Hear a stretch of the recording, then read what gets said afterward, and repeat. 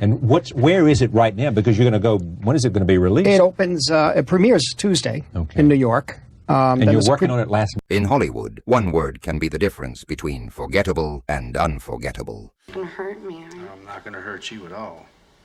There's no hurting here, Danielle. In Hollywood, an Oscar is the ultimate prize. But for an actor, there exists a currency even more valuable, an endorsement more coveted than gold, the trust of Martin Scorsese. For over 50 years, this master filmmaker has been the high priest of American cinema, a director whose pursuit of perfection is as legendary as his films. To be welcomed into his inner circle, to stand alongside collaborators like Robert De Niro and Leonardo DiCaprio, is to achieve cinematic immortality. But what happens when the camera stops rolling? What happens when a star's ego, an actor's instincts, or a performer's entire philosophy clashes with a vision that demands nothing less than total surrender?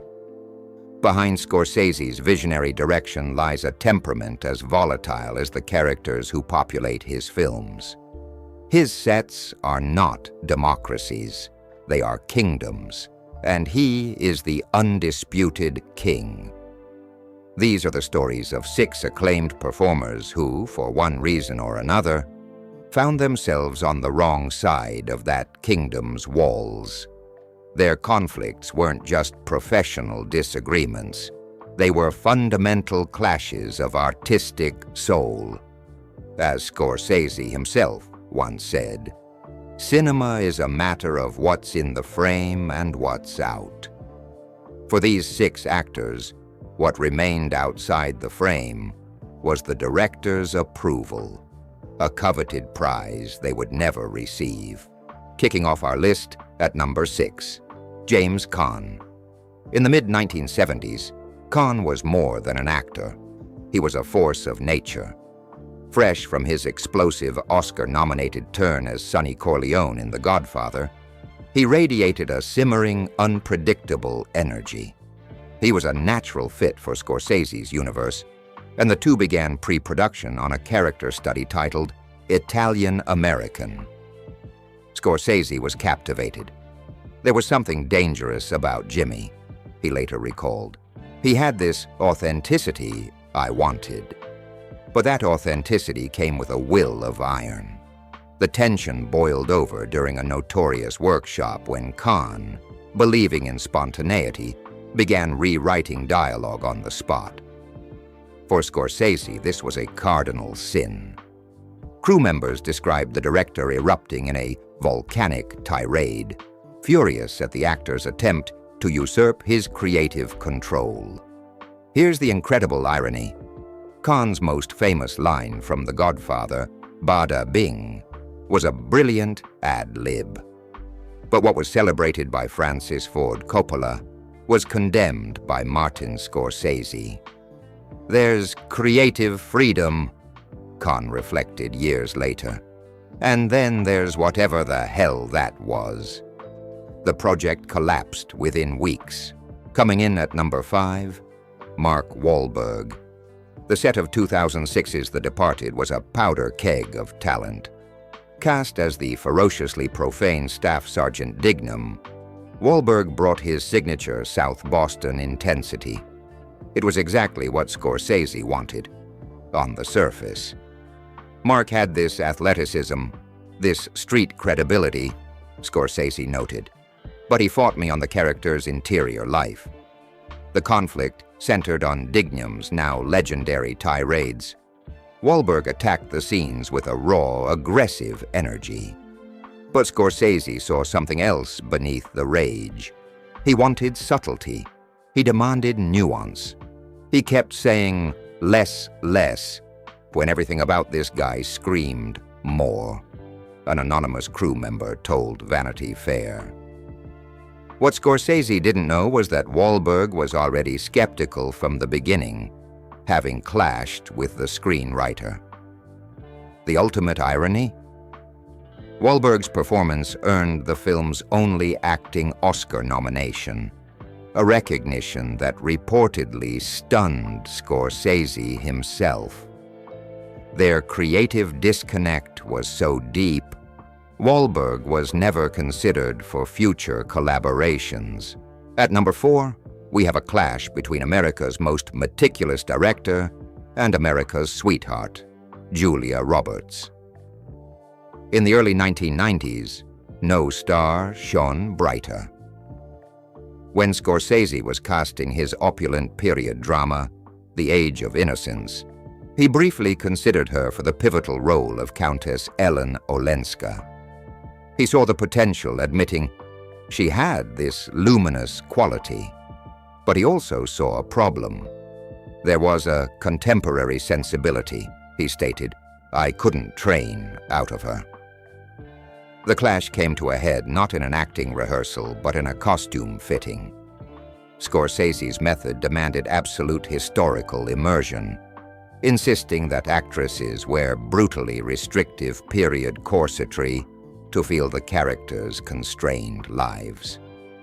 Roberts reportedly questioned the necessity of this. The real breaking point, however, might be found in her own process. Roberts is famously known for disliking extensive rehearsals, preferring to capture spontaneous magic. For a director who shoots dozens of takes, this approach was unworkable. After a tense meeting, Roberts withdrew from consideration. In our number 3 spot is a story about perhaps the most catastrophic audition in modern film history, Ryan O'Neal. Imagine this. It's 1978, and Scorsese is trying to cast the brutal boxer Jake LaMotta. Into his office walks the handsome, charming star of Love Story. But here's the unbelievable twist. Before he was an actor, Ryan O'Neal was a real-life amateur Golden Gloves fighter. He knew the world. It should have been a perfect fit. Instead, it was a disaster. According to Scorsese's editor, Thelma Schoonmaker, it was perhaps the most uncomfortable hour I've spent in casting. The meeting went from bad to worse when O'Neal made a suggestion that was pure heresy. He proposed softening LaMotta's harrowing domestic violence scenes to make the character more likable. This was a complete misreading of the project's soul. Scorsese wasn't making a movie about a hero. He was conducting an autopsy on a monster. If you're worried about likability, Scorsese allegedly shot back, you're in the wrong room. The meeting ended abruptly. Coming in at number 2, Winona Ryder. On the surface, her performance as the delicate May Welland in The Age of Innocence is a triumph. She earned an Oscar nomination for it. But beneath the pristine surface of the film lay a deep, exhausting creative battle. Scorsese saw May not as a victim, but as the story's true predator, a woman of calculated, ruthless, emotional warfare. Ryder, however, fought to find the character's vulnerability and humanity. This conflict exploded during the filming of the pivotal engagement scene.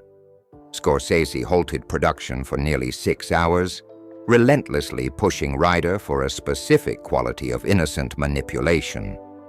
Production designer Dante Ferretti recalled, Martin would whisper to her for 20-30 minutes between takes. She would emerge red-eyed. Ryder's instincts, influenced by the raw emotion of 1970s New Hollywood, were to expose emotion, not conceal it with icy precision. For Scorsese, this was undermining the character's hidden power. The creative tension was so profound. Scorsese later admitted he couldn't imagine repeating the process. And finally, at number 1, we have a fascinating clash of creative titans that was doomed from the start. Jim Carrey. In the late 1990s, Carrey was on a mission to prove he was more than just a comedian. After The Truman Show and Man on the Moon, he was attached to star in Scorsese's biopic of Howard Hughes. Scorsese was intrigued, seeing Carrey's manic energy as a key to unlocking Hughes's own brilliant madness. The breaking point occurred during a character workshop. Carrey arrived brimming with ideas, demonstrating wild, physically transformative improvisations.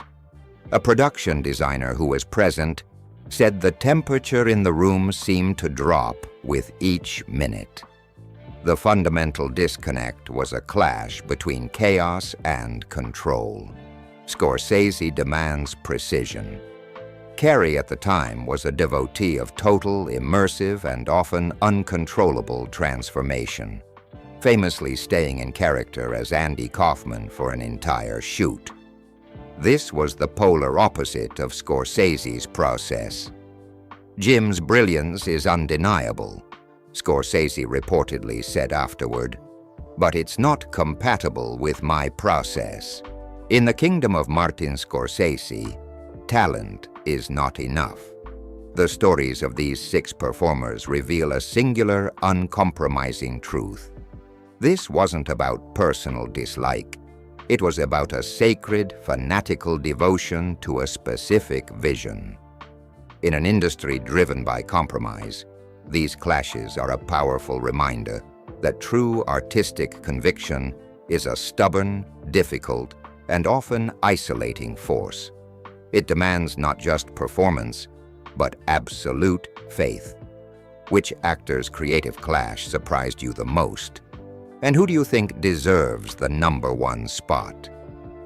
Let us know in the comments below. And if you enjoyed this deep dive into the battles that forge cinematic history, make sure you hit that subscribe button and ring the bell for more stories from behind the camera.